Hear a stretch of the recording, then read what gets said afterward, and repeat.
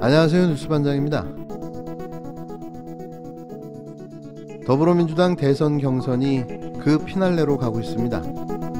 이낙연 후보, 그는 그렇게 사라져가고 말았습니다. 진짜 자신이 승리할 거라고 생각했을까요? 그렇게 집요하게 네거티브로 물고 늘어지면 대역전의 드라마가 펼쳐질 수 있을 거라 생각했을까요? 그건 그의, 아니 그들만의 착각이었습니다. 결국 그는 이렇게 무너져버리고 말았는데요. 끝까지 마지막 일성은 네거티브였습니다. 이번 민주당 대선 경선의 최대 공로자는 추미애 후보입니다. 이낙연 후보의 실체를 밝히고 그를 끝내 낙마시키는 데 결정적 기여를 한 사람이기 때문인데요. 추미애 후보가 출마하지 않았다면 우리는 또 이낙연에게 속았을 수도 있습니다. 추 후보는 9일 경기 수원시 수원컨벤션센터에서 열린 민주당 대선 경선 후보자 합동연설의 정견 발표에서 이낙연 후보를 향해 사자후로 포효했는데요.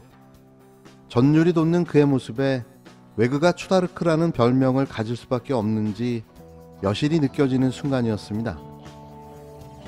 혹시 저 후보에게 불상사가 생긴다면 내 차지가 된다고 네거티브 난장판으로 만들고 있지 않습니까?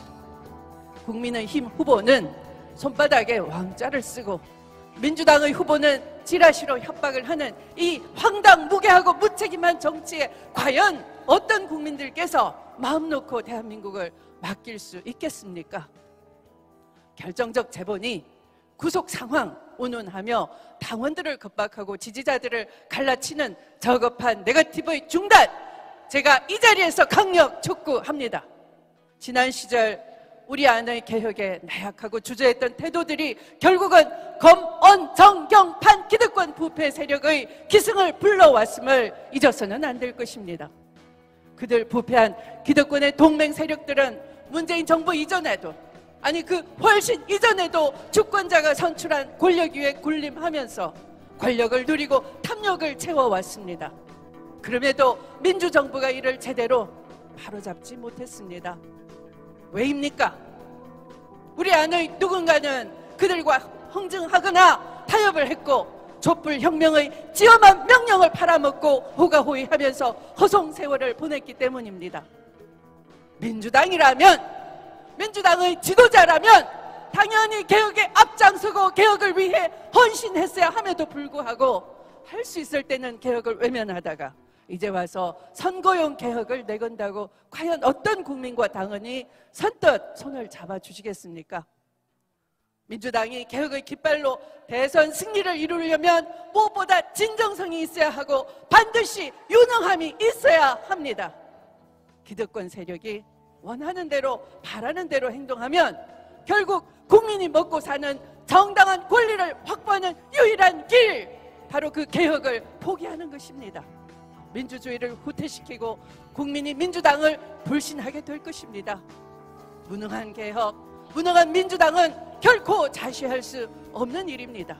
그래서 이번 대선에서 민주당의 개혁 정치를 복원하고 대한민국의 개혁을 완수할 유능한 후보를 뽑아야 합니다. 민주당 대선 주자인 이낙연 후보가 경쟁자인 이재명 후보를 향해 경선이 끝나고 민주당의 혼란과 위기가 시작되면 우리는 민주당 역사의 죄인이 된다, 그렇게 되지 않도록 결단해야 한다며 지지를 호소했습니다. 이 후보는 윤석열 검찰의 고발 사주 의혹은 정치검찰과 야당이 법치와 정의를 유린한 국기문란이며 대장동 게이트는 대한민국 특권층의 불의와 위선의 종합판이다라며 이같이 밝혔는데요. 이 후보는 불행하게도 여야는 모두 그런 부정부패 문제를 그대로 떠안고 대선에 임하려 하고 있다며 그것은 대한민국과 국민의 불행이자 대한민국 민주주의의 후퇴라고 지적했습니다. 그는 지금 상황을 방치한다면 우리 아이들에게 반칙과 특권, 부정과 비리가 승리하는 세상을 물려주게 된다며 우리는 그럴 수 없다, 지금의 불안과 위기를 청산과 개혁의 마지막 기회로 삼아야 한다고 목소리를 높였는데요. 이 후보는 이 경선 뒤에 우리를 기다리는 것은 무엇인가, 경선이 끝나면 희망과 승리가 시작되어야 한다며 반대로 경선이 끝나고 민주당의 혼란과 위기가 시작되면 우리는 민주당 역사의 죄인이 된다. 그렇게 되지 않도록 결단해야 한다고 강조했습니다. 그는 불안하고 위험한 길로 가지 말고 안전하고 안심되는 길로 가야 한다며 준비되고 검증된 길, 저 이낙연으로 갑시다라고 지지를 호소했는데요. 하지만 그의 호소는 씨알도 먹히지 않았습니다. 이 경선 뒤에 우리를 기다리고 있는 것은 무엇입니까? 경선이 끝나면 희망과 승리가 시작돼야 합니다. 그러나 만약 경선이 끝나고 민주당의 혼란과 위기가 시작된다면 우리는 민주당 역사의 죄인이 될 것입니다. 그렇게 되지 않도록 우리는 결단해야 합니다. 불안하고 위험한 길로 가지 맙시다. 안전하고 안심되는 길로 갑시다. 준비되고 검증된 길, 저 이낙연으로 가십시다. 저 이낙연을 정권 재창출의 도구로 결단해 주십시오. 민주당 대통령 후보 경선에서 이재명 후보의 본선 직행이 유력해졌습니다. 9일 끝난 경기 지역 경선에서 이재명 후보가 60%에 가까운 압승을 거뒀는데요. 이재명 후보는 득표율 59.2%로 지금까지 지역 경선 가운데 최대 득표율 1위를 차지했습니다.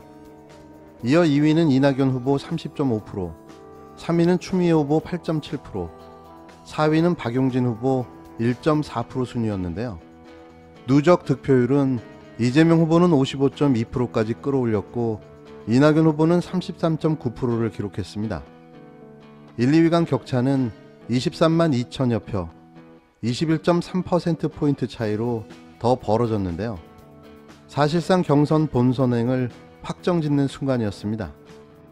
국민이 주인인 공정한 세상을 만들기 위해 투명유리보다도 더 투명해야 했고 숨쉬는 것조차 청렴해야 했습니다. 안개가 걷히면 실상이 드러납니다. 이제 민주당 지역 순회 경선은 10일, 서울 지역 경선만 남은 건데요. 사실상 이재명 후보의 본선 직행이 유력해졌다고 봐야겠죠. 이재명 후보가 대장동 논란을 뚫고 과반 압승으로 대세론을 입증한 건데요. 이재명 후보는 벌써 본선을 내다보며 원팀을 강조한 반면 이낙연 후보는 마지막 경선까지 최선을 다하겠다고 외쳐댔습니다. 집단 경기를 하는 팀원들이기 때문에 포지션이 정해지면 각자 정해진 포지션에서 우리 팀의 승리를 위해서 최선을 다해야 되는 선수들입니다.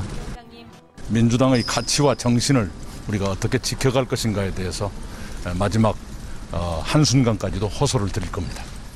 이런 가운데 정치판을 흔들며 내년 대선판까지 뒤흔들고 있는 대장동 개발 화천대유 사건이 이낙연 후보 측 캠프에서 의혹을 만들어냈다는 주장이 제기됐습니다. 이와 관련된 내용은 9일자 열린공감TV, 음모론의 시작, 화천대유의 진원지, 조금 있으면 큰 게 나온다 편에서 확인하실 수 있는데요. 최성해 총장이 조국을 친 게 이낙연이라고 말하며 2달 뒤 더 큰 게 터진다고 말한 지 정확하게 2달 만에 터진 사건이 바로 화천대유 사건이었다는 주장인데요. 상당히 설득력 있는 취재와 그 내용에 할 말을 잃었습니다. 이게 만일 사실이라면 자신의 대선을 위해 같은 당 경쟁 상대인 이재명 후보를 음해하는 공작을 벌인 건데요. 끔찍하다 못해 참담한 수준입니다. 이런 자가 대통령이 된다면 어떤 일이 벌어졌을까요? 꼭 시청해 주시기 바랍니다. 그럼 정부가 바뀌면 다시 찾을 수 있는 거예요? 그래. 근데 다음 정부도 이낙연이가 될 것 같던데요? 응? 이낙연이가. 이낙연이 내하고 친해. 개인적으로 아세요? 아휴. 이낙연이는 난 사람도 몇 번 보낸. 그럼 이낙연이가 되면 합종 찾을 수 있는 거예요, 다시? 그럼. 근데 다음에도 어떻게 보면 이낙연이나 이재명이 되면 아무것도 안. 이낙연이 돼도, 이낙연이는 조국이를 친 사람이야. 이낙연이는 나한테 고맙다고 연락해 준 사람이야. 고맙다고 연락이 왔다고요? 그럼. 조국 사태 끝나고 나서요? 조국 사태 딱 터지고 얼마 있다가